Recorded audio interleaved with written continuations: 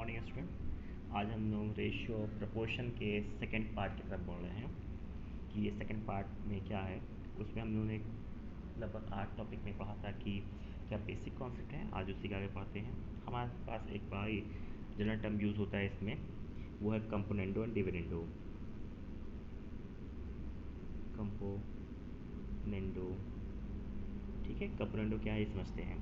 अगर ये मान लें कि a बाई बी और c बाई डी दो फ्रैक्शन हैं, आपस में बराबर हैं, तो कंपोनेंडो ये कहता है कि इस फ्रैक्शन और इस फ्रैक्शन में अगर आप कॉमन चीज़ ऐड कर दें, फॉर एग्जाम्पल 1, तो ये दोनों तरफ से सेम रहेगा, ठीक है। इसका मतलब ये है कि a plus b will always be equal to a plus b by b will always be equal to c plus d by d. तो इस रूल को बोलते हैं कंपोनेंडो। इसको हम अपनी अलग भाषा में भी लिख सकते हैं। जैसे एग्जांपल के लिए आप 2 ऐड कर रहे हैं, कहीं पर 3 ऐड कर रहे हैं, वैसे भी क्या चलता है। लेकिन सिंपल सा हम ये सकते हैं कि कंपोनेंडो क्या कहता है, for a plus b is equal to b c plus d by d, ये सेम है अगर a by b is equal to क्या है, c बाई डी है। अगर ये ट्रू है तो ये भी ट्रू होगा अंडर कंपोनेंडो। फिर अब बात करते हैं डिविडेंडो क्या है। डिविडेंडो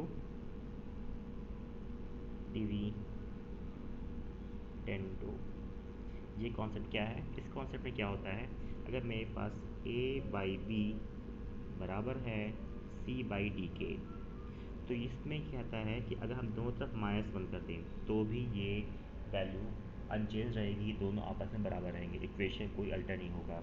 अगर सॉल्व करें तो क्या मिल जाएगा हमें, a by b will always equal to c by d. अगर ऐसा है तो ये हो जाएगा। अब ये नीचे की जो बात है, इसी बात को हम एज अ रूल याद कर लेते हैं, इसे बोलते हैं डिविडेंडो, ठीक है। यहाँ तक में कोई डाउट नहीं होगा आपके पास। फिर हम बात करते हैं एक छोटा सा अल्टरनेंडो।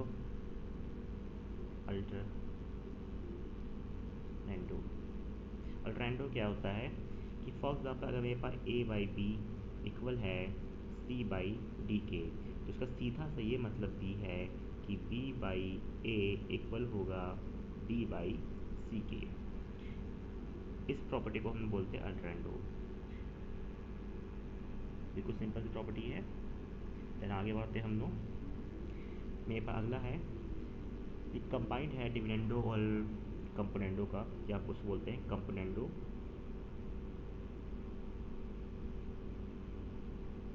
And dividendo.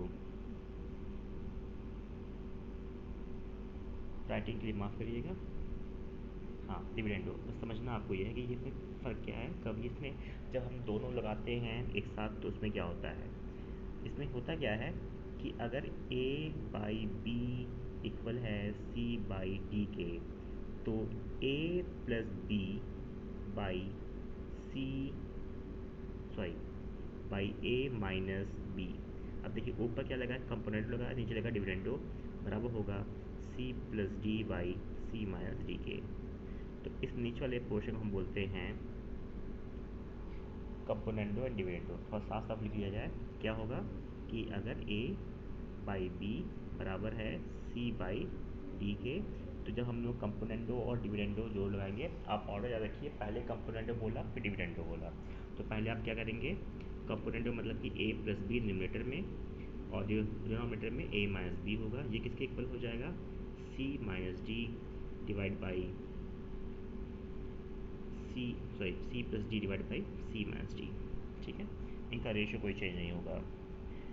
अगर फिलहाल हमें हुआ था कि हम डिविडेंडो लगाते पहले और उसके बाद हम लोग कंपोनेंट लगाते, तो क्या होता, डिविडेंडो फिर कंपोनेंट लगाते तो क्या होता।